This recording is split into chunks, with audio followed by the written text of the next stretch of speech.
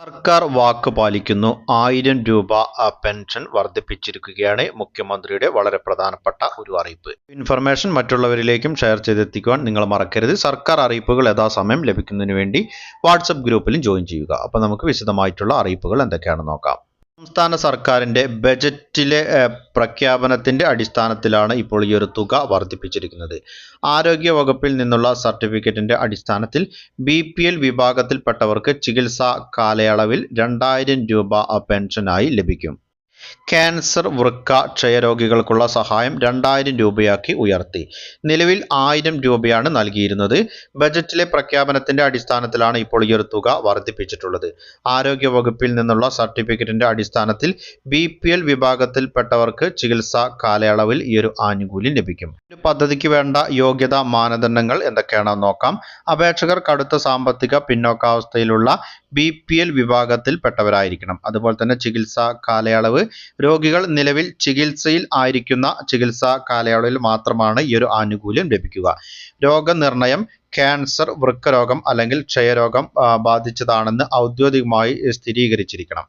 ഇനി ഇതുമായി ബന്ധപ്പെട്ട് ആവശ്യമായ രേഖകൾ, ആരോഗ്യ സർട്ടിഫിക്കറ്റ് എന്തൊക്കെയാണെന്ന് നോക്കാം. ആരോഗ്യ വകുപ്പിലെ അംഗീകൃത ഡോക്ടർ അല്ലെങ്കിൽ ആശുപത്രി സാക്ഷ്യപ്പെടുത്തിയ medical certificate, ration card, BPL വിഭാഗത്തിൽ വരുന്ന റേഷൻ കാർഡ് തെളിയിക്കുന്ന ആ ഒരു റേഷൻ കാർഡിന്റെ പകർപ്പ്, ആധാർ കാർഡ്, അപേക്ഷകന്റെ തിരിച്ചറിയൽ രേഖ ഉണ്ടായിരിക്കണം. അതുപോലെ തന്നെ ബാങ്ക് പാസ്ബുക്ക്.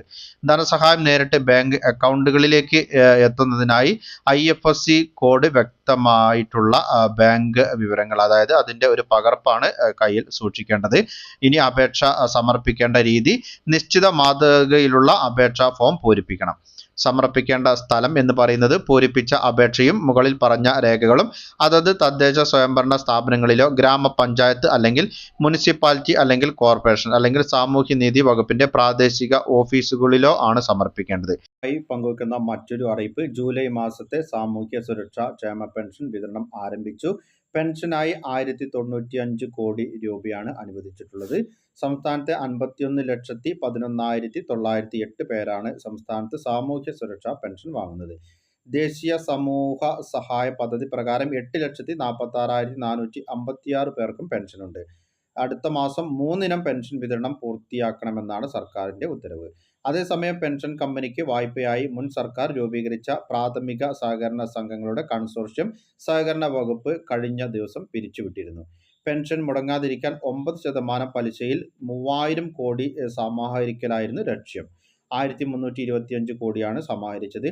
സർക്കാരിൽ നിന്ന് തുക തിരികെ കിട്ടാൻ കാലതാമസമെന്ന് സംഘങ്ങൾ പരാതിപ്പെടുകയും പുതിയ കൺസോർഷ്യത്തിനുള്ള സാധ്യത UDF സർക്കാർ തേടുകയും ചെയ്യുന്ന സാഹചര്യത്തിലാണ് സഹകരണ വകുപ്പിന്റെ ഈ ഒരു നടപടി. പൊതുജനങ്ങൾ എല്ലാവരും ശ്രദ്ധിച്ചിരിക്കേണ്ട വളരെ പ്രധാനപ്പെട്ട അറിയിപ്പിന്റെ വിശദ വിവരങ്ങളാണ് പങ്കുവച്ചത്. മറ്റുള്ളവരിലേക്കും ഇൻഫർമേഷൻ ഷെയർ ചെയ്തെത്തിക്കണം. നിങ്ങളുടെ അഭിപ്രായങ്ങളും നിർദ്ദേശങ്ങളും കമന്റിലൂടെ എഴുതി അറിയിക്കുക. പുതിയൊരു വീഡിയോയിൽ വീണ്ടും കണ്ടുമുട്ടാം. അതുവരേക്കും അനൂപ് സൈനിങ് ഓഫ്.